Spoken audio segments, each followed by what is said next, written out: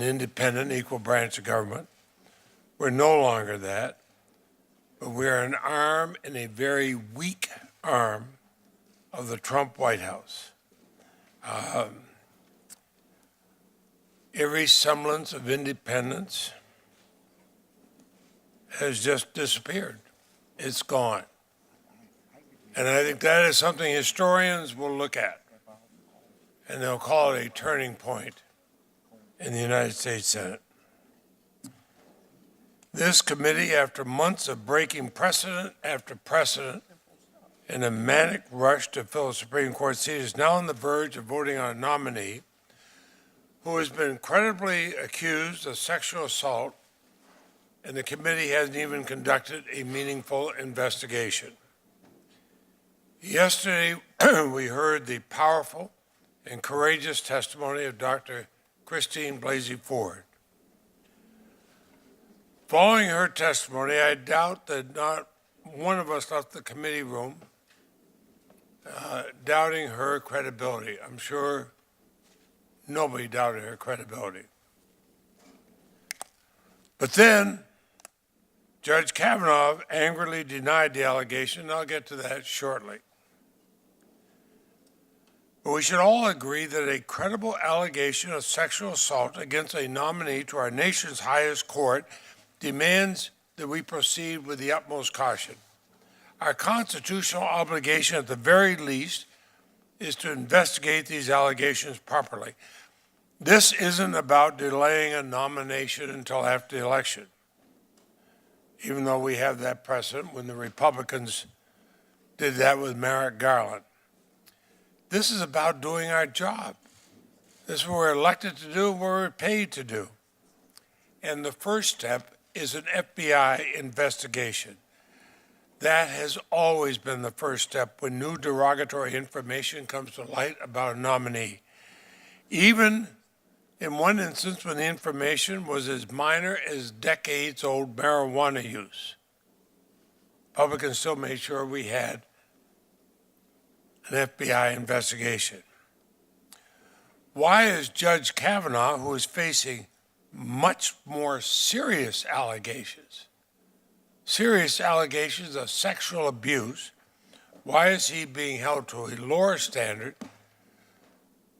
than all the nominees before him? Certainly all the nominees I've seen in 44 years. A proper investigation also means hearing from all the witnesses. That includes the 4 witnesses who signed sworn affidavits offered by Dr. Ford. And most stunningly, this committee has refused to call the sole eyewitness to the alleged assault, Mark Judge. Instead, all we have is a brief letter from Mr. Judge vaguely asserting that he has no memory of this alleged incident. Well, I'd like to ask him questions about that under oath, and a lot of us would. He has effectively nailed a do not disturb sign, and apparently the Republicans on this committee are satisfied, as if oral testimony and opportunity to question a witness is unnecessary. Now, whether you believe Judge Kavanaugh or you believe Dr. Ford, the fact that we're not allowed to hear from somebody who's said to be the sole eyewitness is outrageous. Everybody here knows that. I said yesterday that an earlier time the Senate failed Anita Hill, whom I believed. Today we're doing even worse. At the time of Anita Hill, we had an FBI investigation. We had almost 24 witnesses. Here, Republicans are not willing to do either, even if it would delay this information, or this nomination, just a matter of a week or two, certainly far short of the November election. They don't want to hear women who have relevant evidence. Is that really what the Senate Judiciary Committee has lowered itself to? I'm at a loss how Republicans could think they've heard enough about Dr. Ford's allegations and are ready to move on. previous question is not. I think you should look at what the reactions are you're getting around this country. Dr. Ford captivated the nation yesterday with her horrifying story of sexual assault. Every minute of her testimony was credible. She knew Brett Kavanaugh. She knew Mark Judge. This was not a case of mistaken identity. In a moment that I'll never forget, when I asked her for her strongest memory, something from the incident she couldn't escape, she testified, indelible in the hippocampus is the laughter, the uproarious laughter between the two as a teenage Judge Kavanaugh drunkenly pinned Dr. Ford down to the bed and attempted to sexually assault her.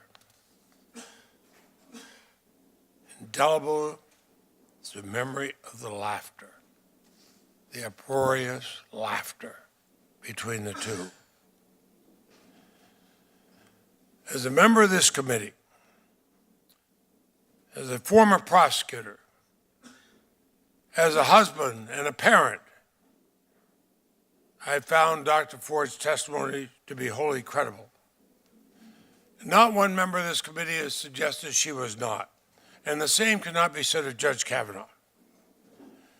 Judge Kavanaugh's veracity has been an issue every single time he's ever testified before the Senate. Whether it's repeatedly telling senators they had no role in vetting or working on various controversial Bush-era judicial nominees, something that turned out to be a blatant untruth, or whether it's testifying in response to more than 100 different questions from both Republican, half a dozen Republican and Democratic senators that he never received or believed he received obviously stolen materials from Democratic senators' computers. That was another blatant untruth. We found we could not depend on Judge Kavanaugh to tell the truth under oath. We only learned the truth years later. We only learned the truth of what he had said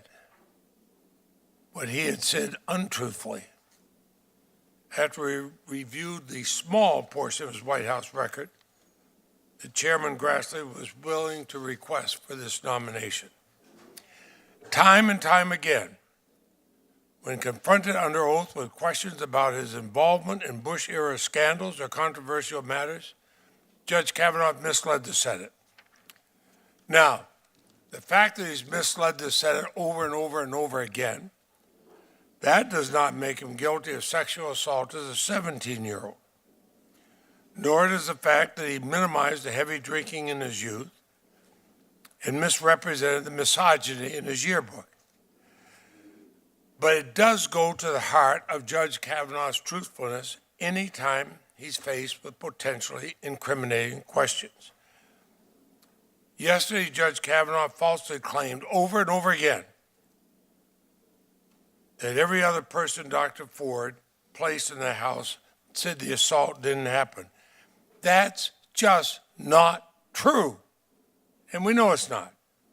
The only person who's claimed this incident didn't happen is Brett Kavanaugh. The others said they had no knowledge or memory of it, just as Dr. Ford assumed they would say, given that it was for them an ordinary night.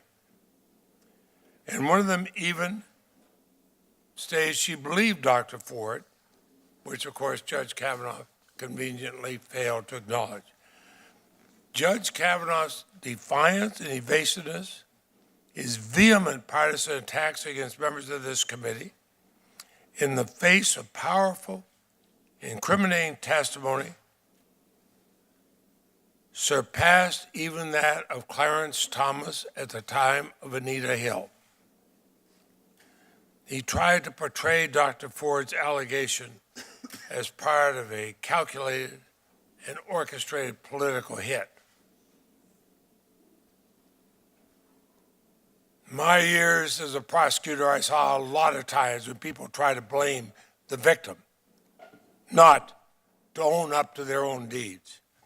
He angrily asserted baseless political tirades. He was all too eager to promote the false Republican talking point that Senator Feinstein was lying in wait with this allegation.